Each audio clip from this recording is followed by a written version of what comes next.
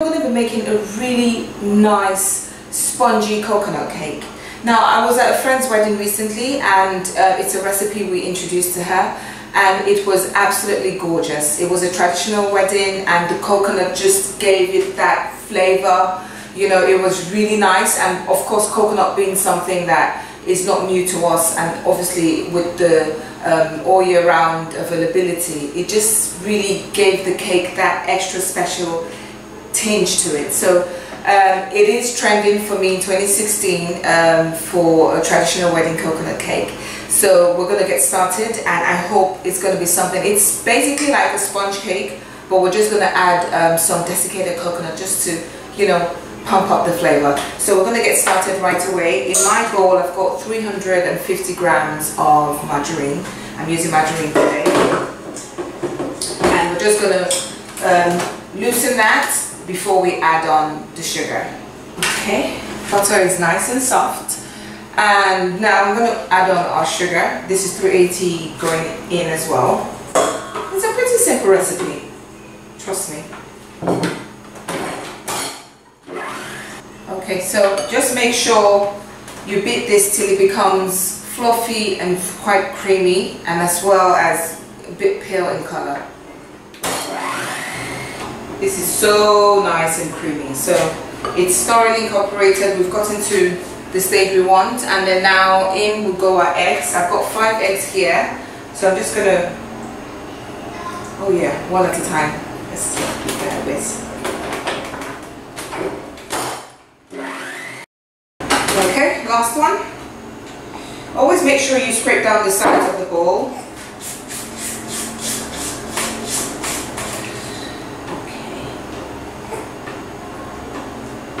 It might seem a bit curdled, but don't let that concern you, it's fine.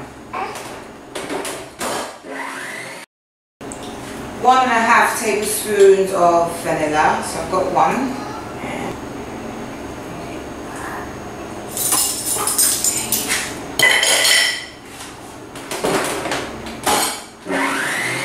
Right, so wet ingredients is nice and ready for us. I'm just going to infuse the dry ingredients together. So I've got 3 teaspoons of baking powder going into our flour.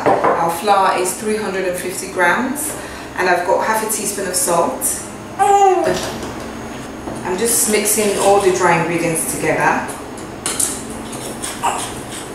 Okay, now we're going to add it to our wet ingredients.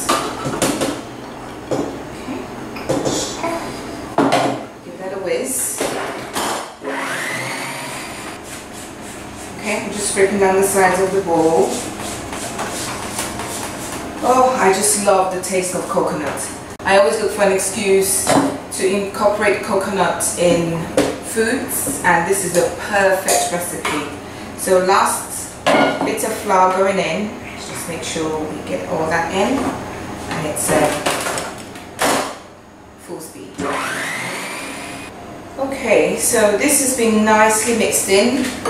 What we have to do now is to add in the coconuts, which I'm going to fold in manually, because you don't want your batter over mixed. So here we go. Okay. Right, now I've got 180 grams of desiccated coconut. As I said, if you do have fresh coconut, it's fine. All you need to do is make sure you grate it down and make sure it's nice and dry before you put it on, because you do want it to have a bit of texture to the cake. Okay, I'm just gonna, oh, the smell of the coconut is just so heavenly. I'm just putting it in 2 batches, and second batch in. So you need to put a little bit of milk just to loosen it up, and the milk also helps in that extra flavor. So I'm just gonna fold that in.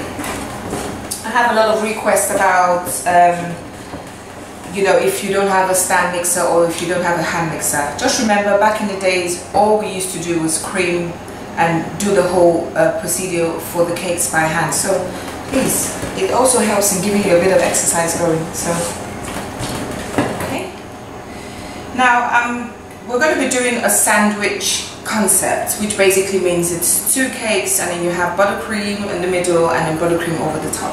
So I'm going to divide my batter into two, and I actually need a spatula, and we're going to pop it in the oven. So I'm just going to eyeball it here. Again, if it's a cake, obviously a professional cake, you need to make sure your batter is exactly the same size, so they bake at the same time and quite evenly. But again, I'm just going to do my eyeballing here, but you do get the idea. Cakes are in the pan. I'm going to put this in the oven and bake it at 200 degrees for about 20 to 25 minutes. Again, always keep an eye on it when it goes past the 20-minute mark. So I'm just going to pop this in the oven and we'll see. This looks absolutely gorgeous. It's nice and ready. I ended up increasing baking time to about 27 to 30 minutes. So obviously you have to keep an eye on it. The smell is just amazing. Now I'm going to leave these to cool down properly before we slather on our icing on it. So see you in a bit. Right, so we're going to be doing a cinnamon buttercream icing. Trust me, it's absolutely melting your tongue.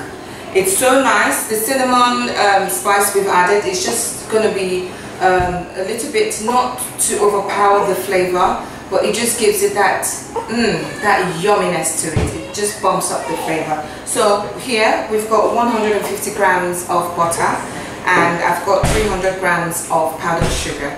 Now, I said powdered sugar, which basically is what you know as your icing sugar or your confectioner sugar. And if you do run out of icing sugar, what you can do is actually make yours, because with this I made my icing sugar, which is so easy to make. All you need to do is put your granulated sugar in your dry blender and just give it a blitz. But the key thing is to make sure it blends really fine, so it comes out very powdery and very fine, and you run that through a sieve to make sure you get the powder bits. Cinnamon buttercream coming up. So we've got 150 grams of butter here, and I'm just going to whisk that till it gets nice, creamy and fluffy. Okay, so I've got 300 grams of powdered sugar, which I'm going to put in batches so we don't get the usual clumps and lumps. A full wheeze ahead. Now look at that. That is absolutely gorgeous. There's no difference between this and your icing sugar, so I think you should give making your own icing sugar a go. If you're going to use it on a later day, then you need to put in a bit of cornstarch to stabilize the icing sugar or your powdered sugar. But if you're going to use it right away, you don't need that, it's good to go. So to this, I'm going to add 1 teaspoon of cinnamon. Again, this is the cinnamon buttercream, so we just really want that spicy flavor to it. But we also don't want it overpowered because cinnamon can be quite strong. So I'm just going to drizzle in a teaspoon.